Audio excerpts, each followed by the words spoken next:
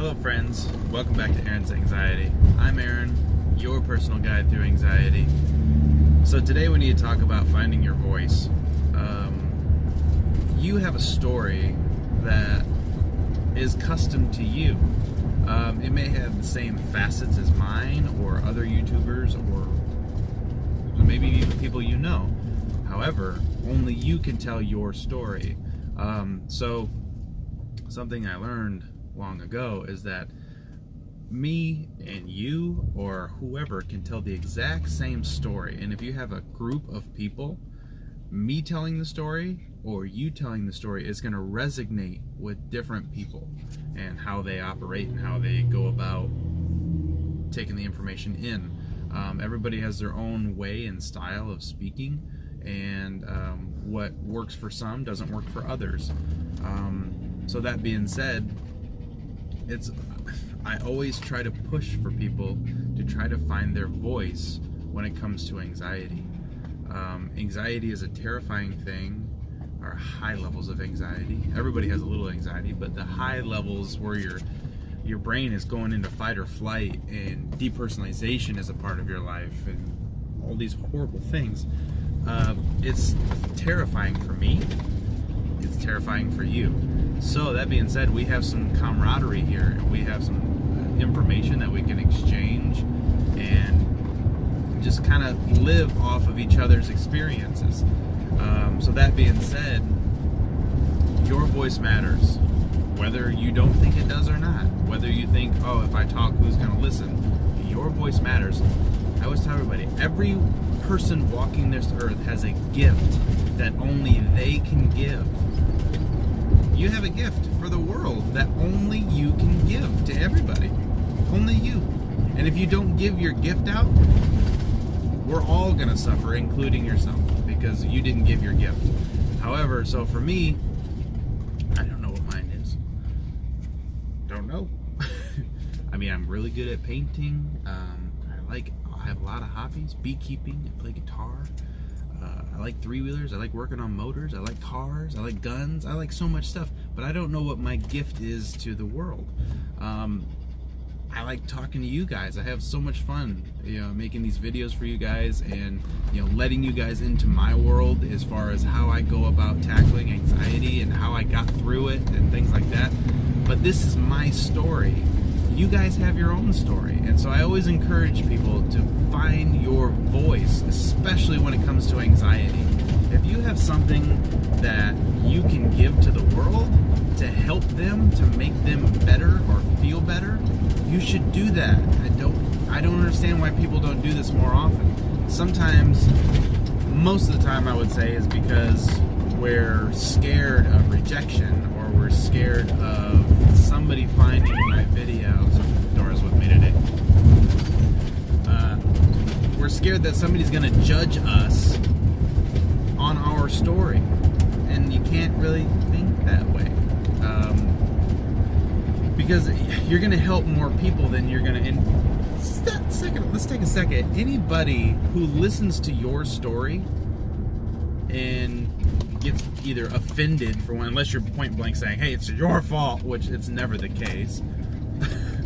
If somebody gets offended, or somebody, you think people are going to think less of you, you don't need those people in your life anyway. You're fine without them, if that's how they're going to feel.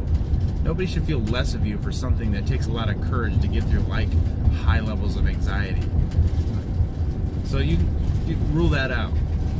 Now, if it's something like that, I would say don't be afraid. Just go for it. You think that your friends might judge you, but they won't, because a lot of your friends have high levels of anxiety because we're adults. There's an age bracket and of the YouTubers that I have. They give you stats as you make your YouTube channel, and the majority of the YouTubers that subscribe to my channel are between the ages of, I think it was 20 and 27, or no, it was 22 to 29 or something like that. So all in my age bracket. So that means that everyone that's my age is having these problems. Like, holy cow, we're having problems. Help, help, help. So That being said, you have a voice that only you can get out there. You can tell your story. I will say that if you're going to start a YouTube channel, which I would definitely recommend, because it's not only going to be cathartic for you, it's also going to help everybody else too. What's there not to like? So, but I will say, if you're going to start a YouTube channel for anxiety, and you're not at a point where you feel safe mentally, I wouldn't recommend giving out advice. If you've had some success and you feel like you've gotten better, you know, because that's what we do. There's kind of certain things that we all kind of do, and one of those things is we kind of, when we express to people how we're doing, we put it in percentages. I thought I was the only one doing that, but apparently there's a lot of people doing that. I was like, oh yeah, no, I feel like 70% better.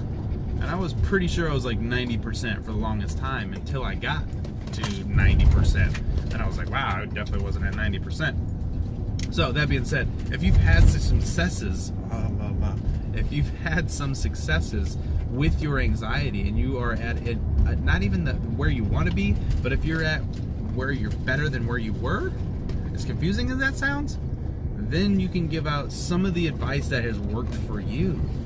And if you are just starting your anxiety problem, and this is a problem, if you're just starting, you still have something to give to the world. You have your story, and you have your symptoms, and you have the way you think about things. Okay, so you can literally say, if you just are having these problems, you can literally make a video saying, hey, here's how this started, here's how this is going, and here are the steps that I'm taking to get rid of it. People are going to eat you up because they're going to love that story, because we like to not feel alone. We don't like feeling alone. And people with high levels of anxiety, a lot of times we do feel alone, because usually either one, the people around us aren't talking about it, or two, they have anxiety, but they just don't have it to the level and the degree that we do. And so sometimes it can feel very alone. So that being said, you have a voice and you should get it out there. I would highly recommend it. Making these videos for you is actually going to be, like I said, very cathartic as well, because you'll have a timeline. You'll be able to see, like, I can go back in my videos and I can see my progression of how I got better and what I was doing at that time to get better, the steps I was taking at that time. Because once you get to the other end, you're going to forget a lot of that stuff. There's times that I honestly forget what it feels like to have depersonalization, because I haven't been in it for so long. And then all of a sudden I'll get this like little weird feeling like, oh yeah, that was what it was like. That only lasts like a minute or two. It's crazy, and hopefully that goes away completely. You know what I mean? People have asked me, well, what happens when you get to the end of your anxiety? Are you just gonna, stop making YouTube videos? That doesn't work like that. And yeah, if I run out of stuff to tell you guys that's going to be beneficial to you, then I will absolutely stop making videos. I point blank will. If I have no reason to make your life easier or better, I don't have any reason to make a video. So yeah, that could be a possibility someday, but it ain't looking good.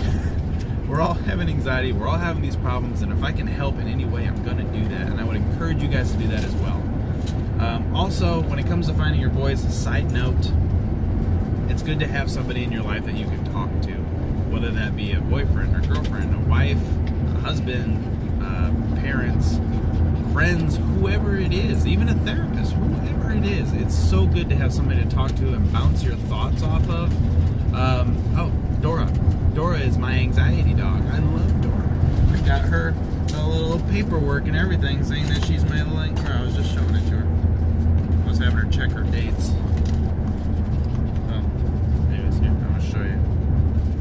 See? Huh? Little Dora? You see? Yeah, she's got a little service dog card. Isn't that cute? She's got a little face on her. So, I was having her check her address and everything, make sure everything was up to date. But anyways, I talk to Dora all the time. I talk to her all the time. She's a wonderful little listener, and she doesn't override the conversation, which is very important. But yeah, sometimes I'll be going down the road and I'll be like, man, Dora, I'm just kind of having a hard day today. I just feel like down. And I'll like come over here and give her the hugs and lovies and stuff like that. But anyway, so you always have to have someone to bounce ideas off of. It's going to be very beneficial for you. So reach out. If you haven't already, reach out to somebody and say, hey, look, I don't want to be a bother, but you're the person I would like to talk to. And that's going to make people feel good and want to talk to you anyway. So go for that. All right, friends, I'm going to cut the video here. Like, comment, subscribe, share this with other people that you know that may have anxiety and this could be beneficial for. Let's get as many voices out here as we can. So many people are trying to keep the anxiety. Oh, I don't want people to start anxiety channels. It'll give me competition. No, we need as many people out here as we can, because the more information that we have, the better off we're going to be, and the quicker that we can get through this anxiety crap that we're going through. So information is always going to be better for us. So please start your own YouTube channel. I would love to hear from you. I would love to subscribe to your channel.